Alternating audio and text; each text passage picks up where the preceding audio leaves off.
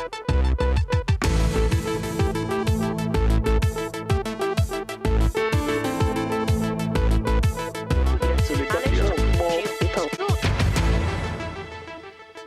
there. On Monday last week, we talked as the Copenhagen summit began.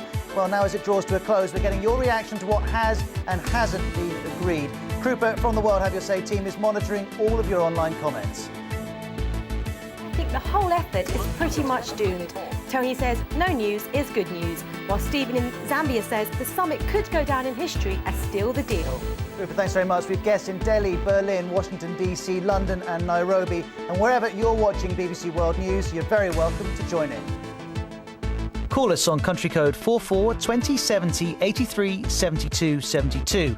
You can text us from your mobile phone on country code 44 7786 20 60 80, or you can email us at worldhaveyoursay@bbc.com, or add a comment on the blog at worldhaveyoursay.com. Well, let me introduce you to some of our guests today. Joining me in the World Have Your Say studios, Anna Chen. She blogs on Chinese issues. Nice to see you again, Anna, since you came in a couple of Mondays back. Live from Copenhagen, we have Mark Kember. He's Policy Director at the Climate Group.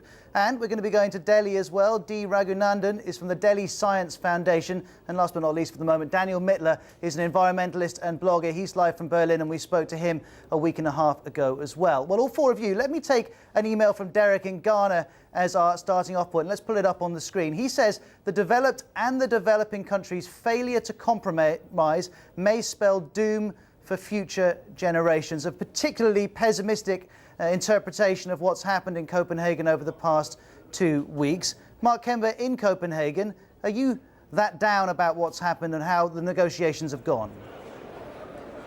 Well, it's been a complicated process, and most of the wrangling has been over the procedures rather than over the substance. And it seems that on quite a lot of the major issues, most of the major countries have more or less reached agreement already. A couple of days ago, things did look really bad. Now things are looking a bit better. President Obama's speech earlier this morning, Wen Jiabao's, President Lula, all were upbeat, all reiterated their commitments to taking action at home, and all reiterated their desire to have a deal done today. So things are fairly optimistic, but there's still a way to go. Raghu in Delhi, are you that optimistic? Not at all. I'm afraid not. From 2 points of view, I think the differences are in fact far deeper on substance than they are on process. In the main, we haven't achieved the kind of emission reduction targets excuse me, which the science calls for in order to reach stabilization of the climate issue. And as far as your questioner was concerned, it's the developing countries which have actually put more on the table than the developed countries have. And in fact, the developed countries have perhaps not moved an inch beyond where they were 2 weeks ago before the Copenhagen summit began. Well, if you're watching BBC World News in what would be considered a developing country, do you think that analysis from Raghu is too harsh? Do you think that your country has dug in too hard, or are you very proud? Some people are texting us saying they're proud of the way the developing world has stood up to the developed world. Let's take the conversation to Berlin and speak to Daniel. Daniel, you were incredibly optimistic when we spoke to you last time on World Have Your Say 2 Mondays ago. How do you feel now? I'm not sure I was optimistic. I said then that Copenhagen isn't God, and we shouldn't expect Copenhagen to solve all problems. And I think that's something we have to remember today, because whatever comes out tonight, the work continues, the struggle for real climate policies will continue, and the need to stop new unabated coal-fired power plants, for example, will continue. I'm not too optimistic at all at this juncture, but I also know that it isn't over until it's over. President Lula has made an amazing speech, has put real money, extra money on the table, and has said Brazil is willing to do more. If more leaders follow his lead tonight, we might still get a deal. But as our friend from India said, the developed countries must take the blame so far, because they haven't put the money on the table that's needed, and they haven't put forward the targets that the science demands.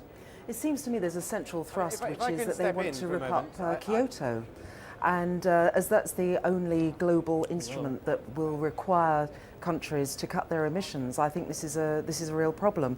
And even if they do go ahead with the current figures, we're probably going to end up with a 3 a 3-degree rise in temperatures anyway, which of course, as we know, is too little too late. And Mark, in Copenhagen, I could hear you trying to come in. Yes, I mean, I think it's the wrong thing to do at this moment is to start apportioning blame.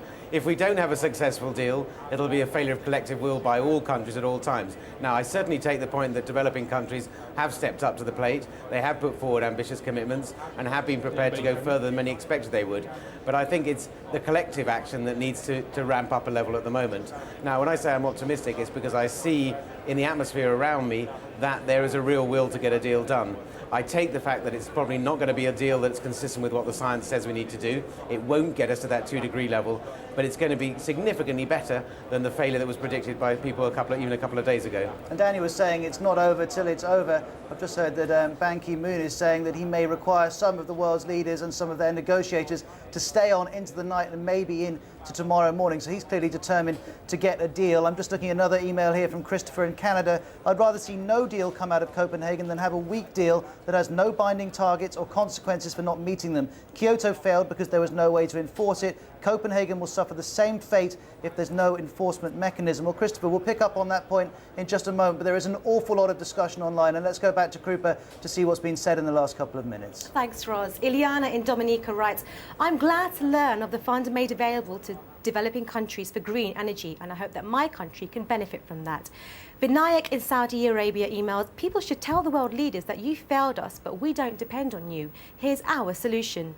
Anthony says, I'm an American, and all I've heard over the past few days is how my country owes the world.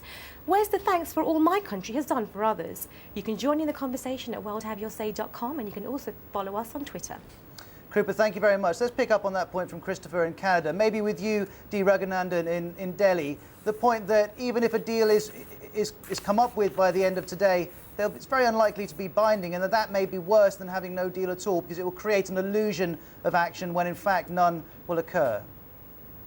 Yes, in fact, that's why I would not call that a deal at all. And in fact, the statement that's likely to come out is going to be something of that nature, with aspirational goals and promises to take action in the future. I'm afraid the issue is not today question of blame, but we know there's going to be no solution here at Copenhagen. But if we want a solution tomorrow, we need to know who requires to do what.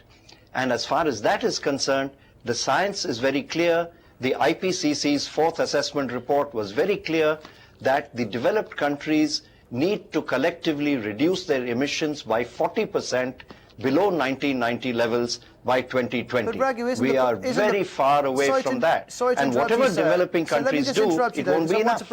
I want to bring in Daniel on this, because you're saying there's not a disagreement over what needs to be done. But actually, Daniel in Berlin, isn't that exactly the point, that the developing world, particularly African countries, want a limit to 1.5 increase from pre-industrial levels, while as the developed world seem comfortable with 2 or even 2.5?